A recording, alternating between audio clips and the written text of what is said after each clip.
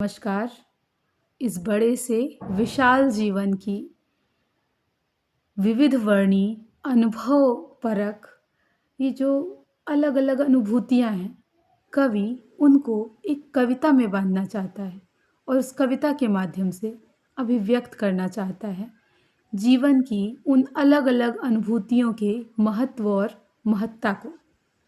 कवि कहता है, क्या भूलूं क्या याद करूं मैं, अगणित उन्मादों के क्षण हैं, अगणित अवसादों के क्षण हैं।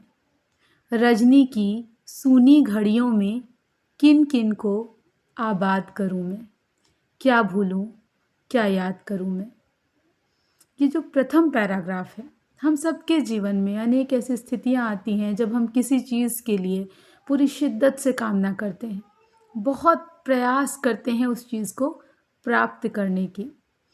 तो अगणित उन्मादों के क्षण हैं, बहुत से ऐसे कार्य व्यापार हैं जहाँ मैंने चीज़ों की गहराई में उतरकर चाहत की और उनके न मिल पाने पर बहुत गहराई से दुख की भी अनुभूति की। अगणित अवसादों के क्षण हैं। और अब ये रात्रि की जो नीरवता है, इसमें मैं उन क्षणों को कैसे याद करता हूँ, कैसे देखता हूँ। याद सुखों की आंसू लाती, दुख की दिल भारी कर जाती। जब विगत स्मृतियाँ जो कि सुखकर हैं, उनको जब याद करता हूँ तो मेरी आँखों में आंसू आ जाते हैं।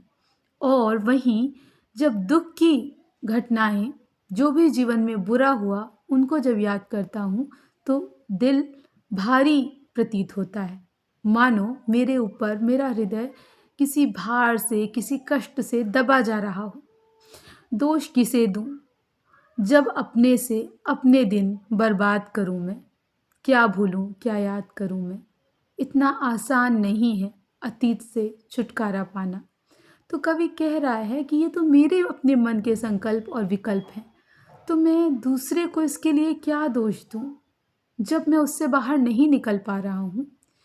तो दोष किसे दूं जब अपने से अपने दिन बर्बाद करूं मैं। ये कवि की सजगता है, वो संवेदनशील तो है, वो जानता है कि वो समय को बर्बाद कर रहा है, पर साथ ही आत्मचिंतन का भाव भी है कि कौन सी चीज़ें थीं जो सुखकर थीं, वो कौन सी चीज़ें थीं जिन्होंने हमें कष्ट पहुंचाया, और इसके लिए कोई और जिम्मेवार नहीं है। दोनों करके पछताता हूँ, सोच नहीं पर मैं पाता हूँ। जीवन में जो भी परिस्थितियाँ सामने आती रहीं, घटनाओं का एक चक्र सा चलता रहा, भला बुरा बिना कुछ सोच विचार किए मैं अपने कर्म पथ पर बढ़ता चला गया। पर सुधियों के बंधन से कैसे अपने को आज़ाद करूँ मैं, क्या भूलूं क्या याद करूँ मैं। मेरी ये संवेदनशीलता ही है कि मैं उन स्मृतियों से, उन सुधियों से स्वयं को मुक्त नहीं कर पा रहा हूँ। तो वो जो पूरे जीवन की एक गाथा है जो मेरी आँख के सामने लगातार चलचित्र की तरह चलती चली जा रही है, उसे मैं कैसे भूलूं और कैसे याद करूं। साथ ही साथ न देगा दुख भी। अगर मैं दुख के साथ ही तारतम्य बैठाने की कोशिश करूं तो ये भी नहीं रह जाता। काल छीनने दुख आता है, जब दुख भी प्रिय हो जाता है। कहते हैं कि एक सीमा के बाद जब दुख बहुत अधिक बढ़ जाता है तो व्यक्ति उसका आदती हो जाता है, पर इस परिवर्तित जीवन में संभव ही नहीं है कि आप किसी भी चीज़ को, जब सुख शाश्वत नहीं है तो दुख भी उसी प्रकार अस्थायी है। कहते हैं, नहीं चाहते जब हम सुख के बदले में लेना चिर सुख भी, साथ ही साथ न देगा दुख भी।